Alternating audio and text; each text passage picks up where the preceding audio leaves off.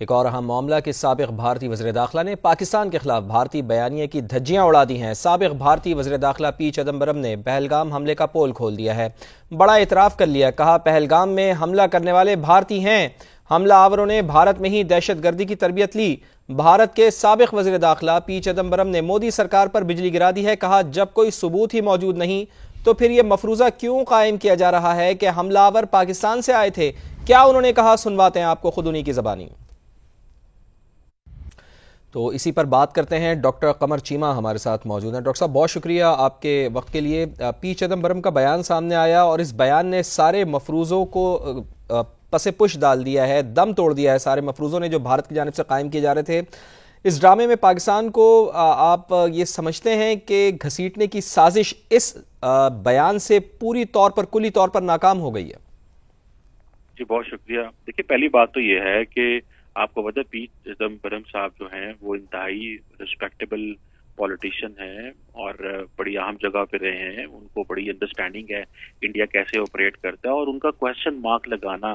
نریندر مودی کی سرکار کے اوپر کہ وہ کہہ رہے ہیں کہ نیشنل انویسٹیگیشن ایجنسی کیا کر رہی ہے، اور وہ سوال کر رہے ہیں کہ ابھی تک آپ کو یہ پتہ ہی نہیں ہے کہ یہ انٹرنل لوگ ہیں اور آپ نے پاکستان سے تعلقات خراب کر دیے، آپ نے ایک ایسی جنگ لڑی جس میں آپ اپنے جہاز گرا دیے۔ بیسیکلی تو وہ تنقید کر رہے ہیں اپنی حکومت کے اوپر کہ جو ایک انٹرنل مسئلہ دیکھنا تھا آپ نے اس کو نیشنل سیکیورٹی اور فورن پالیسی کا ایشو بنا دیا۔ امریکنز نے بھی آپ کو سنب کیا، پاکستان سے آپ جہاز گروا بیٹھے،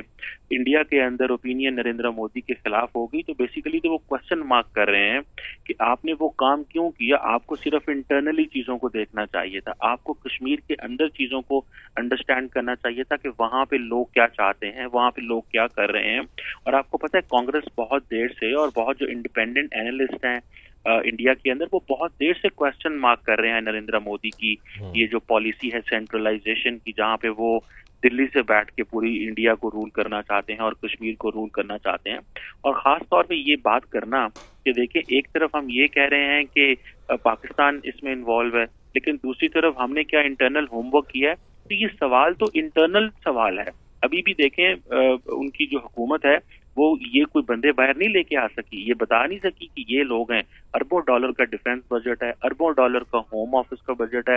اتنے ریسورسز ہونے کے باوجود آج 2-3 مہینے ہو گئے ہیں اور یہ آج تک یہ فیصلہ نہیں کر سکے، ان کو وہ 2-3-4 لوگ نہیں ملے جو لوگ انوالو تھے اس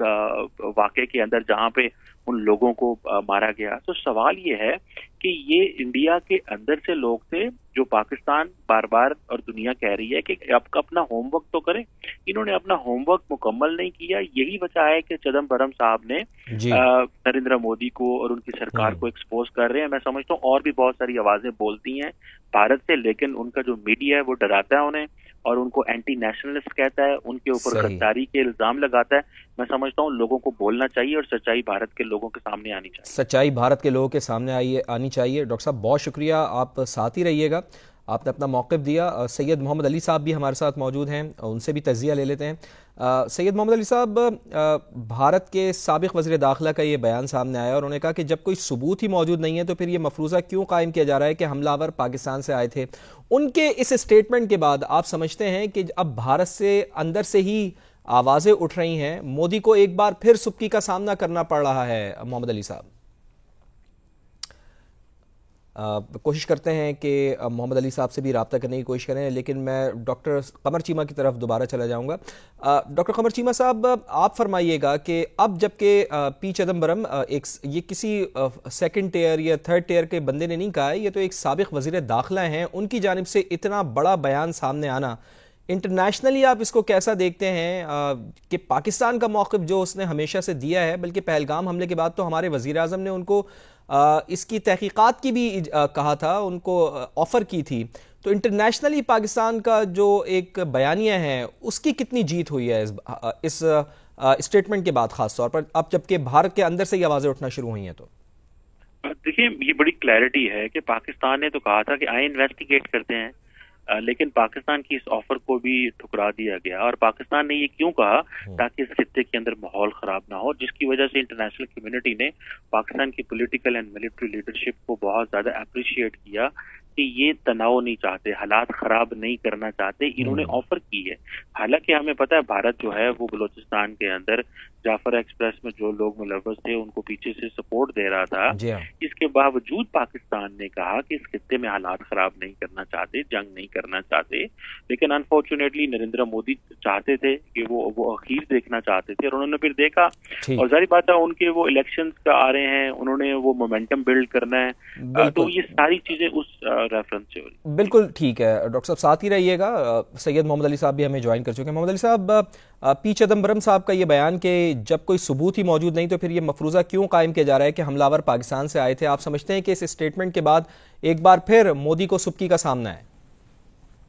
جی میں سمجھتا ہوں کہ یہ بڑا غیر معمولی بیان ہے کہ دیکھیں یہ ایک سابق بھارتی وزیر داخلہ ہیں، اور آپ جانتے ہیں کہ بھارت کی جو تمام سویلین اور پیراملٹری لا انفورسمنٹ ایجنسیز اور انٹیلیجنس ادارے انہی کے قلمدان کے تحت کام کرتے ہیں، تو ان کا اس بارے میں یہ سوال اٹھانا اور اس بات کو ریجیکٹ کرنا کہ کوئی بیرونی حملہ ہوا ہے، یہ اس بات کا ثبوت ہے کہ ان کے پاس اس کے شواہد موجود ہیں کہ یہ عین ممکن ہے کہ یہ حملے جو ہیں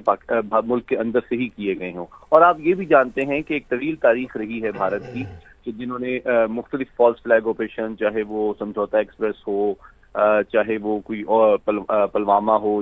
یا یہ ہو،